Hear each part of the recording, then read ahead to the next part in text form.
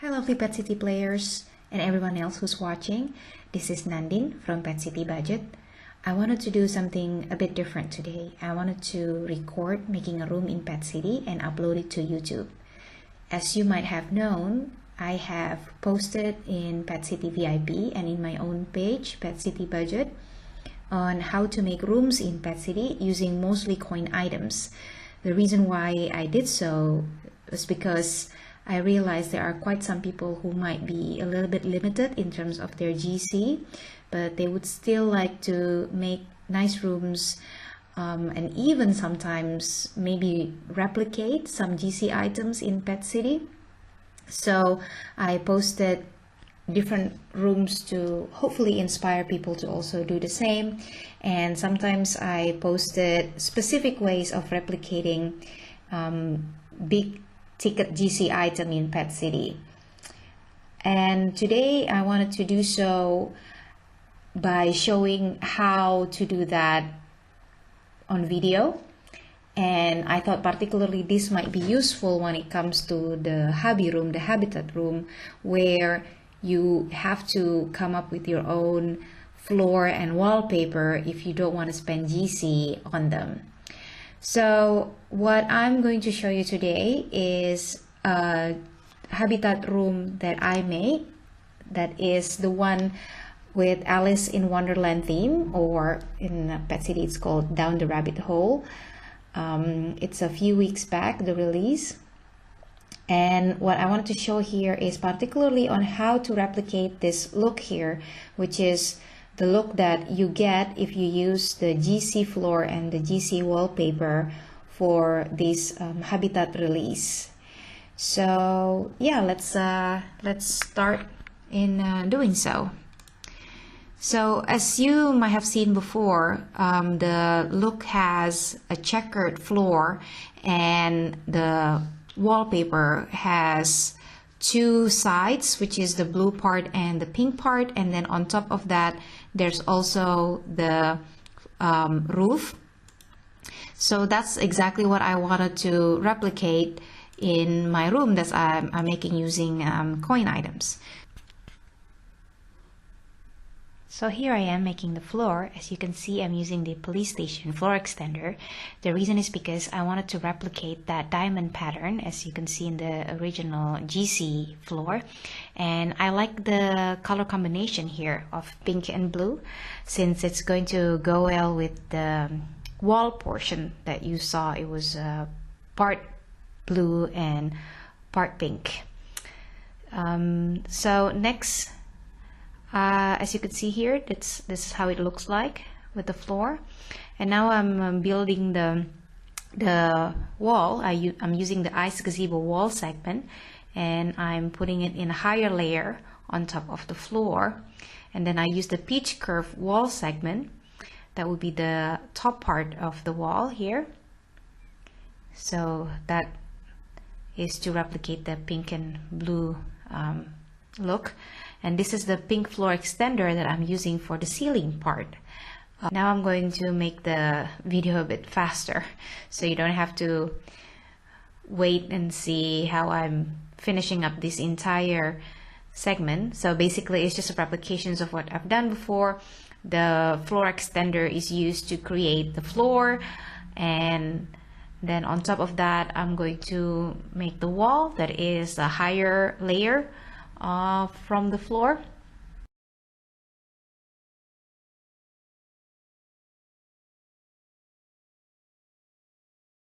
And now you see this is how it looks like when it's done, and it's quite similar to the original GC. Now I'm making the ceiling part because if you remember how it looks like, the ceiling part has these beams that are all over. Now I wanted to also create something similar to that, so I'm using these this thin wooden pillar that I then make smaller. I think, if I'm not mistaken, 10 times smaller than its original size, and then I rotate it so that it lines up and make that the base of the ceiling, similar to what the GC ceiling looks like. So I carefully place them. Because the Habi room is rather longer than the normal room, it takes a little bit more items to cover the entire room.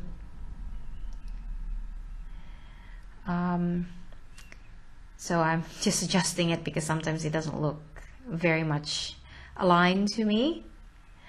Here I'm using the pole, and this is not part of the design, but the reason why I'm using it is to find out where it's exactly the middle point, so that I can start designing the angled part of the ceiling. As you can see here, now I know that that's where the middle point of the room is, so I'm using the pole as some sort of like a measurement tool.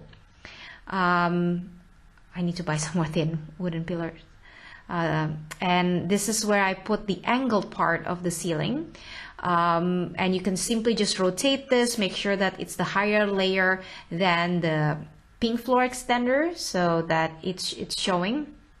And I make sure that the left part and the right part are symmetrical, so I would remember what is the angle of each of these pillars. For example, if I rotate it 5 clicks to the left for the left part, then I would rotate it 5 clicks to the right for the right part. And the rest of it, I'm just, again, filling up the ceiling part. And this you don't have to replicate it exactly the same. If you see the one that is on the GC item, there are less part of these angled beams on the ceiling. But I like it to just take inspiration sometimes and then create something similar but not exactly the same with the GC item. Again, I made sure that the right part and the left part are symmetrical in terms of its angle. You don't necessarily have to do that if you don't mind, and if you like the look of asymmetrical rooms, for example, then go ahead. I just thought that it gives a little bit more aesthetically more pleasing when it comes to rotated angle like this, to make sure that the right and the left hand side are similar. I'm just going back and forth here because sometimes I missed a certain angle, and now I'm replicating that part, the left hand part, and I'm doing it on the right hand now.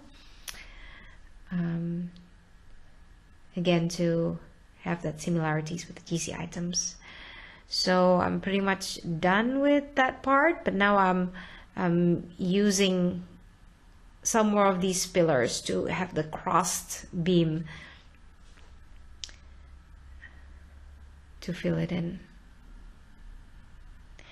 This part takes a little bit of kind of some sort of trial first to see which kind of look that you like. That's of course absolutely fine, and this is where usually the time that is needed to build this kind of room usually mostly spent. If I'm not mistaken, it took me about 1.5 to 2 hours to finish the entire room, including decorating the interior of it. So now I'm starting to decorate the interior. And this part, if you want to skip, then go ahead, because now I'm just putting in different items that you might be a little bit more familiar in terms of how to do this. I started with these 2 windows because I really like how they look, and that rug is actually still in store and not a Habi rug, so of course coin. I like to put one curtain but not the other, just to create a little bit of a symmetrical look. I usually create my room a little bit symmetrical but not completely, because I understand that symmetry gives that pleasing again aesthetic, but to have it completely symmetrical sometimes is boring. I don't necessarily like that kind of look, but of course some people really appreciate that, so go ahead if that's the kind of things that you like to do. I like to have I like to make sure of proportions and balance. As you can see here, I kind of split the room into 3. There's the middle part where the sofa is, and now this is the left part where I want to put some sort of a sitting area. That big sofa is actually from the previous Alice in Wonderland release. It's a coin item, but it's from the previous release, not a Habi release. And I just like to put these paintings, photos all over the wall, because I thought this is the house of the rabbit, and it needs to be a little bit messy in that sense, because we are talking about Alice in Wonderland here. I do love that ceiling lamp with the mug, and these pots also from the previous Alice in Wonderland release. I love how the color actually goes together, so I used them. And now I'm designing the right hand part, which I thought, okay, it might be nicer to make it into a bedroom. That owl table actually is from the Snow White release a while back. I love this little cookie jar here. Sometimes I make things like this to be very, very small and just use it as an ornament. I love that bunny ears clock. I don't know from what release that is, but it's still in store, so you can also use it. And yep, just some finishing touches, I believe. And what I like from now on, what I'm doing is pretty much kind of make the room a little bit fuller and to have that feel of messiness, because I consider that what it is in Alice in Wonderland is a little bit of kind of something whimsical. So I want to be able to portray that. This is just me choosing what kind of cups that would be nice to be put in there. And yep, that nice lamp again with different color. And you see here there's an empty space, and I don't really like empty space, so I put this again as an ornament. I like putting on pillows and cushions on top of chairs. I think it gives a little bit more character. Just lining up stuff here and putting in the cups in the right place. And I thought I want to find like a cookie maybe to put it on the floor, but I couldn't find any. So I decided to find a different cup to fill in that empty spot there inside of the cupboard. I like that orange color. Here again, you will see something that I often do. I like to fill in empty space with books or magazines. That's why I have this particular storage that called books, because I use it often in a lot of my rooms. I like I just put in all of the different books that are in store or no longer available, just to give a bit of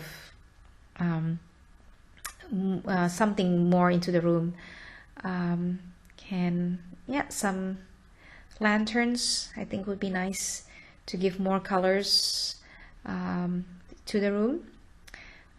So I often check how it looks like by clicking that camera option there and see whether there's anything else that I want to add, whether there's anything that is out of line. Like this, for example, I want it to be a little bit lower and centered, and to add that painting so that it's not too empty.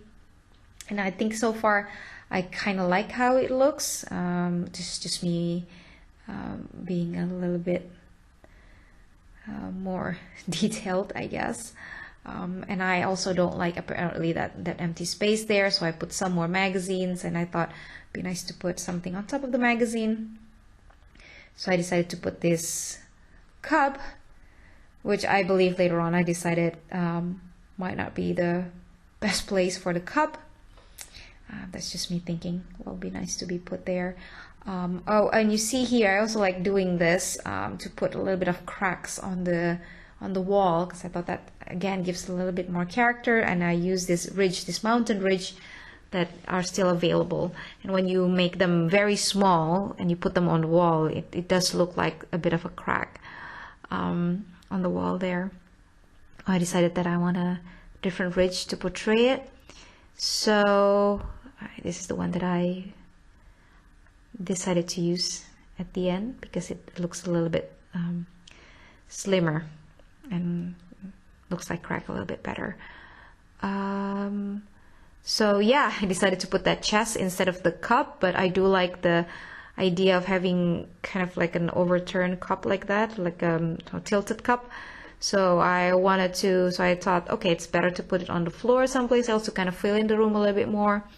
I wanted to have a coffee stain, but apparently there's no coffee stain, so maybe developers in the future. It'd be nice to kind of give a bit of a touch again to the room. And I thought, okay, it doesn't really need to be there on the carpet, so I decided that it's better to put it on the floor. And this is the final version of the room. Well, thank you so much everyone for tuning in for this first video. I'm hoping to be able to do some more in the future, maybe not everything with commentary like this. Maybe I'm just going to put on music and then just you can see how the room is made. I'm probably going to increase the speed a little bit so you see how it is done, but you don't have to wait for the entire length, because like I said, sometimes it takes half an hour, even up to 2 or 3 hours for really complicated rooms.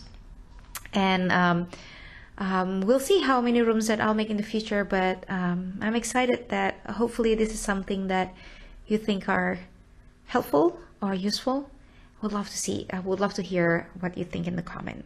All right, thank you very much. It's Nandin here from Adora Geek and Pet City Budget. Bye.